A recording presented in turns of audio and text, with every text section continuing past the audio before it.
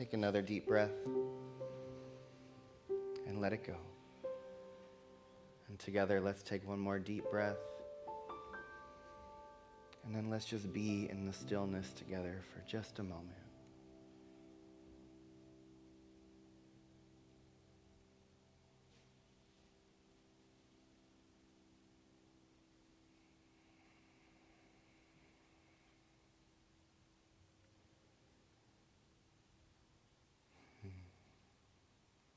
Thank you. And so good morning again. If you don't know me, I'm Reverend Elisha Christopher. I'm the spiritual director and the senior minister of the Center for Spiritual Living here in Santa Cruz. I do use they, them pronouns. My ancestors come to this nation from all over the world. The ones that we know immigrated here, some came from Ireland, Scotland, Austria, and Holland. I do have ancestors indigenous to the Americas as well. And this month, our theme across the Centers for Spiritual Living globally for the month of March is What If? Which, as we talked about the last couple of weeks, I think this is the greatest spiritual question that possibly exists in all the world. Simply, what if? It's to be in the possibility, right? To be in the question.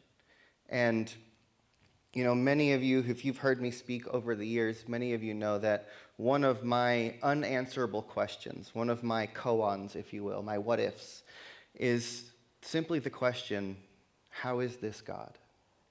How is this spirit? How is this the one life unfolding in front of me?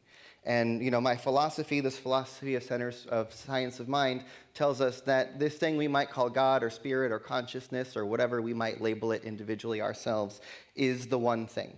The one life that is living and breathing all of existence, the one life that's growing nature, the one life that's looking through each and every pair of eyes. It's all God. And that's a beautiful philosophical idea. It's a lovely idea to just think, oh, it's all one thing, how sweet.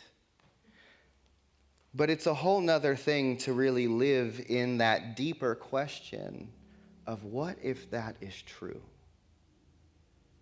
You know, there's a group of folks who are in our practitioner training class right now, and we're studying some of the works of Ernest Holmes, and the founder of this philosophy, and we're reading a book called Living the Science of Mind.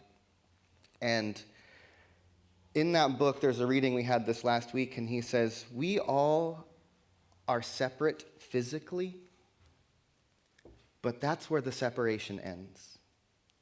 That we are all actually in one field of mind, one field of shared thought, that's actually just moving through all of our individual consciousnesses. Each one of our brains is like a little radio antenna, and the great consciousness is the field of existence that we live in.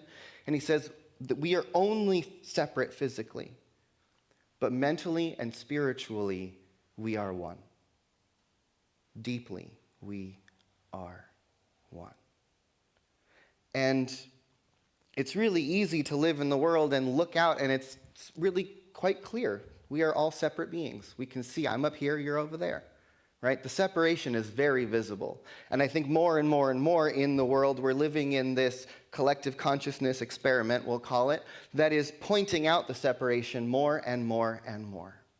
Right? And that the collective consciousness that's at work in the world keeps giving us back this sense that there's an us and a them, there's a right and a left, there's a red and a blue, there's an up and a down, whatever we name it as, but that there's separation here.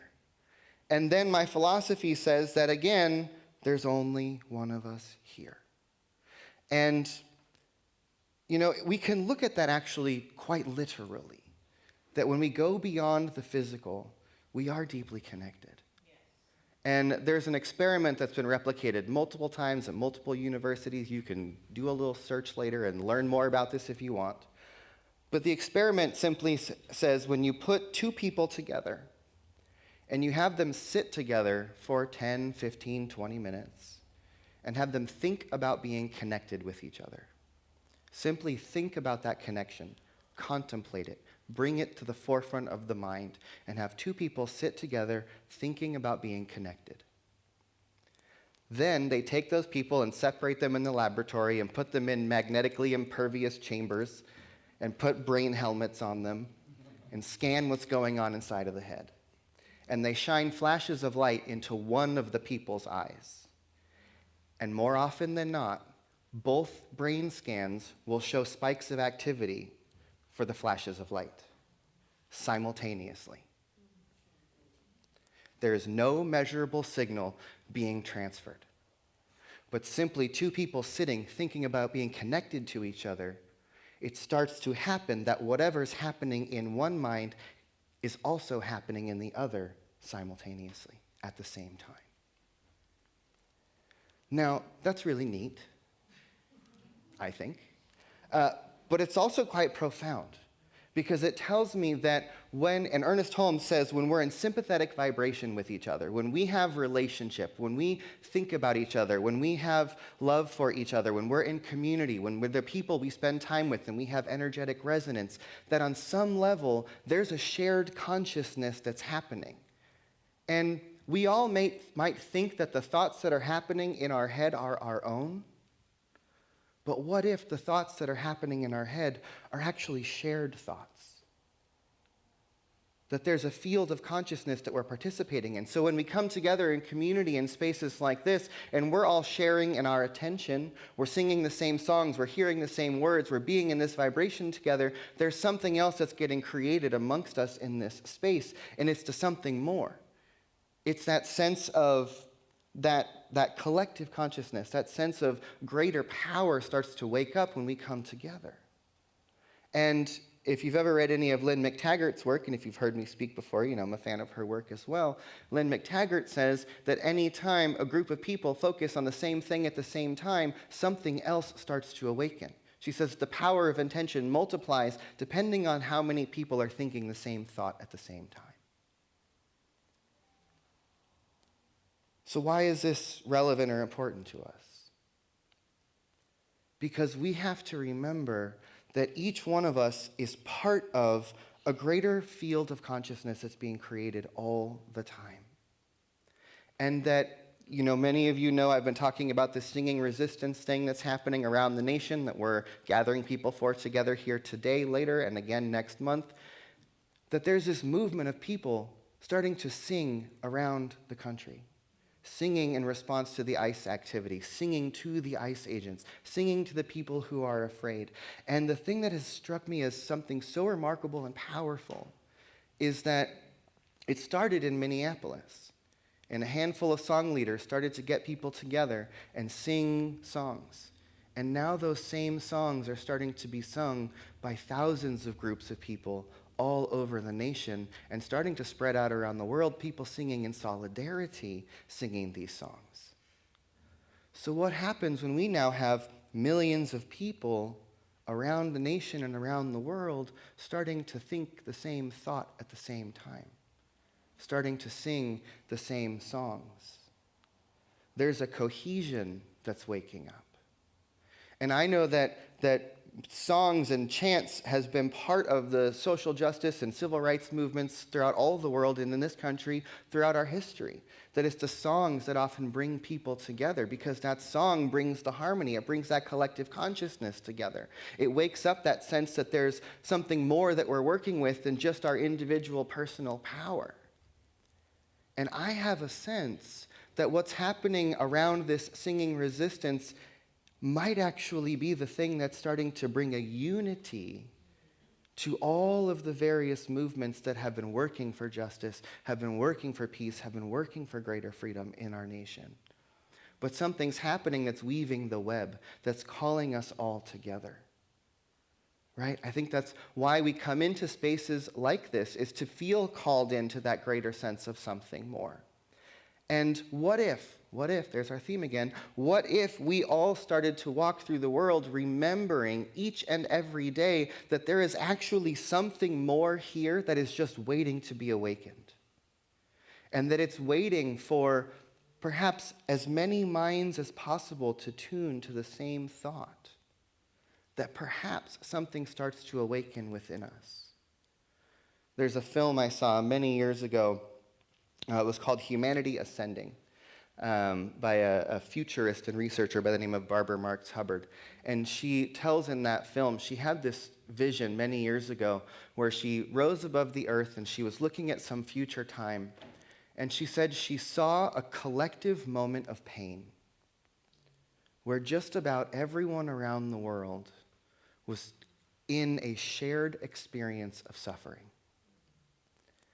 And she says that it was in that moment in the vision when everyone was feeling the same thing that the something more of humanity woke up.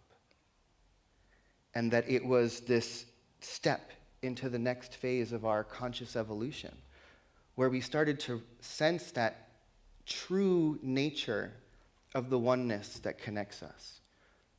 What if we truly started to live and breathe as a species, as a nation, as people, as if we truly lived in right relationship with the earth, as if we were looking for spirit in every interaction, in every person, remembering that everyone and everything that comes our way is spirit standing in front of us, waiting for us to wake up, waiting for us to see it. That the universe might just be this beautiful game of hide and seek. And spirit is hidden in plain sight.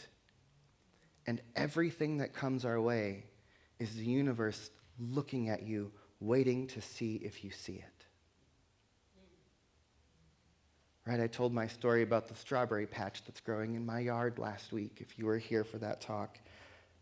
There's this patch of strawberries that's been growing underneath this grassy field on where I live for 5 years, and only when I looked below the surface did I realize that there was something beautiful growing where I thought there was just weeds and grass and pokey things. And that's kind of true of the way I've been looking at the world a lot recently. I've been looking at the news. I see everything that's coming in. I'm seeing the wars. I'm seeing all that's rising up in our face, all of it that looks like separation, all of it that looks like pain, all of it that just looks like overgrown collective consciousness that's unmanaged and unattended and unhealed. But it seems like because of everything that's rising up, there's something else starting to happen. Something else is waking up. And I am committed to telling that story. That what if what's happening in our world right now is leading us to the crux point of our transformation? I know that it is a relative human tendency not to change until we have to. Ever been there? Okay, good. I'm not the only one. Right? And I think that we've all experienced this in our own lives somewhere, where we know there's a change that we have to make. We know we've been doing something in a way that's not serving us or our relationships or our family or our health or our world or whatever it is. And we know we're doing something that needs to change. And oftentimes it's only when it gets bad enough that we go, well, now I might as well make that shift. Right? And I think that that's kind of what's happening to the collective of humanity. We as a species, and especially as a Western hemisphere, we've been going at it all wrong for at least a few hundred years. At least. And the conditions keep building. The temperature, the temperature of the environment is quite literally changing. The temperature of our political environment is quite literally changing. The inflammation in the human body across the world is getting more and more and more because we've been out of right relationship with each other, with the universe, with life itself. And it seems like recently it's getting loud enough, it's getting uncomfortable enough that people are starting to wake up and starting to ask, what if we didn't do it that way anymore? What if we started to value each other? What if we had true equality? What if we had true opportunity for everyone? What if we learned how to value our resources and care for each other and the planet as if we are part of the one life? And it seems to me that the conditions are pushing us in that direction. And the question then lands on each one of us, do we make the choice? Do we make the choice to start to change? to do whatever it is in our own lives, individually or collectively, to make the shift that we need to make to live in right alignment with ourselves, with our higher truth, with each other, with the planet.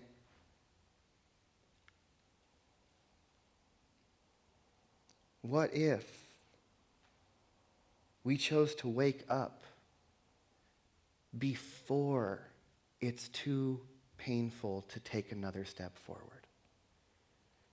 You know, I was in a session with a practitioner many years ago, and I was talking about how I had a change that I needed to make, and I hadn't been making it, and I waited for the universe to just give me that big whap on the side of the head, the spiritual 2x4 we like to call it. And the person said to me, Elisha, it's great that you finally got the message, but why do you wait till the universe has to yell it to you? Because I'm pretty sure there was a point where it was maybe a little louder, but not a scream. There was a time before that where maybe it was just a little whisper in the back of your head. And what would happen if we learned to wait, learned to respond to that little whisper of spirit, rather than waiting for the spiritual 2x4 to hit us across the side of the head? And that requires us to be in tune. It requires us to actually be willing to listen and then remember that that something more, that greater intelligence, that love, that evolutionary principle is actually seeking to guide each one of us and all of us in every moment. If we would just meditate, if we would just sit, if we would just listen, all of the intelligence, the guidance, and the wisdom that we need to heal anything in our own lives and to heal any of the issues of the world is available to us. We are connected, each one of us, to the infinite divine mind that creates universes, that spins galaxies and planets and grows trees and shines the sun. That intelligence that's been evolving all of life for 14-something billion years this time is moving through you. And that whatever problem is in front of you in your life, whatever issue you see in the world, there is a divine intelligence that you have access to, that I have access to, that has the answer to everything that we are looking for.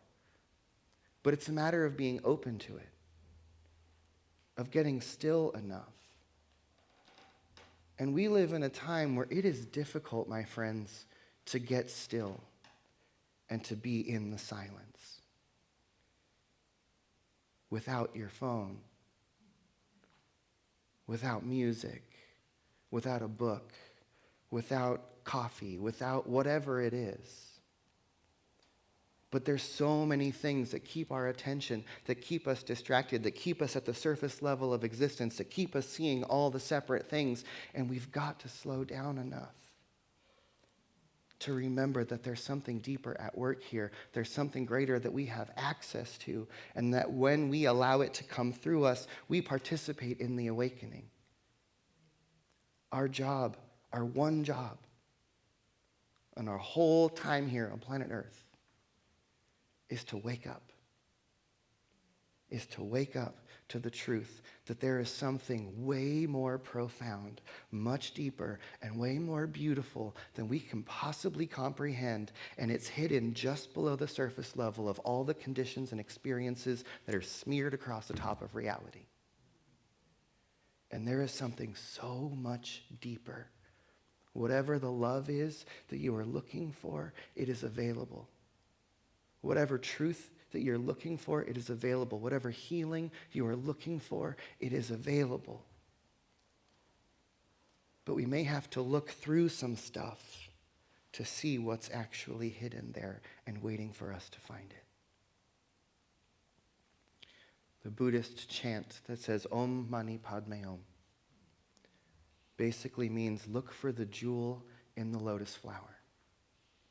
And the lotus flower is that flower that grows in stagnant water, that grows in murky mud. And from all of that stuff, the nutrients feeds that beautiful thing that rises up and sits on the surface and is supposed to be the most beautiful flower in the world, the symbol of enlightenment itself. And it grows in the dirtiest of water. But all that's there is what is necessary to feed that awakening, to feed that light, to feed that beauty. And so remember that everything that comes our way is an invitation. Everything that comes our way is hand-delivered to each one of us by the universe itself as an opportunity for us to see if we see it. Life can be very mundane. Life can be confusing. Life can be frustrating. Life can be a whole lot of things when we stay at the surface level of what's happening. I've been finding myself saying this phrase a lot recently and singing kind of an old hymn that I grew up with in church. But I just keep saying, it is well with my soul. I see the war. I see the pain. I see the separation. I see all that's happening on planet Earth, and it's ripping my heart open. I cry every day. Also, I recommend it. Get those tears out, folks, however you can. But at the same time, I keep finding that the more raw my heart feels, the more open my soul is. That the more devastated I am by what I'm seeing in the world, the more I'm reminded that there's something so much deeper here that I am to root into, to hold on to, and to remember that everyone and everything that is happening is part of this greater oneness. And my job, our job, is just to look for it, to be willing to see it. And let whatever conditions are happening in your life that might be painful, difficult, or uncomfortable, let them be the thing that is waking you up.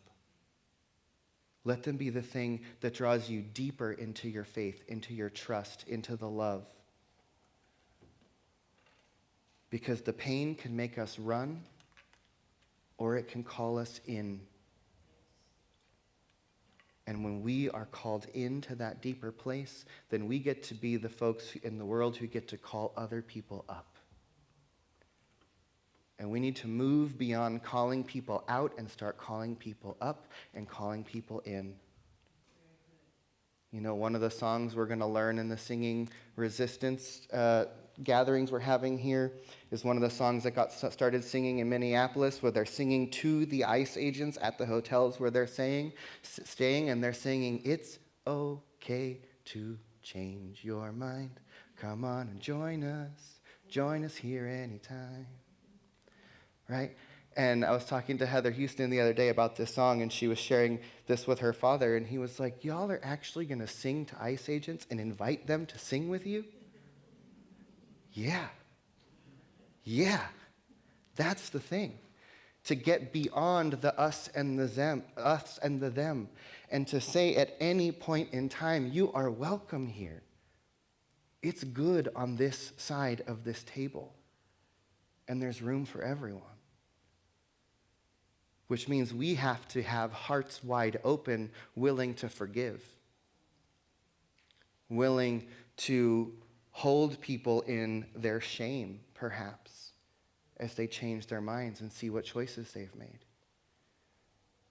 Can we walk this path with absolute love?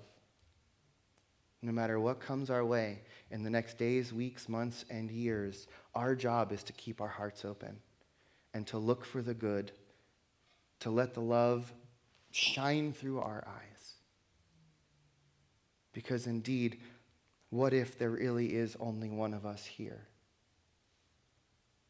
And that one is just waiting to be seen in the eyes of each person that we meet. And that when we choose to see it, that little spark awakens a little bit more. And when we are willing to look at each other with love, that something more starts to awaken within us, that sense of connection I was talking about earlier. We all leave this space after being connected in consciousness, in thought, in attention. Notice what thoughts and energy is starting to swirl around you as you leave this place today and carry this love out into the world.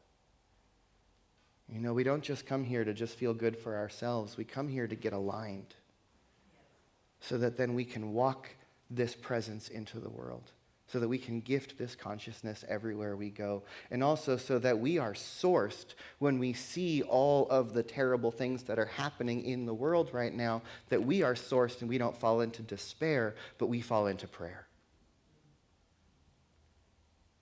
If you stay tuned to all the things that are happening in the world, as I choose to do as much as possible, let it be your prayer requests.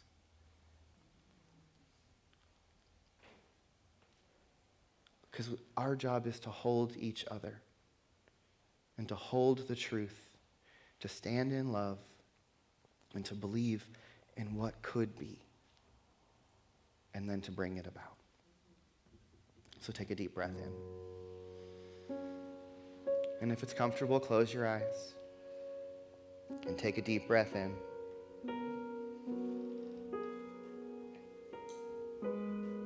And I want to invite each one of us for a moment just to think about being connected to the other people in this room.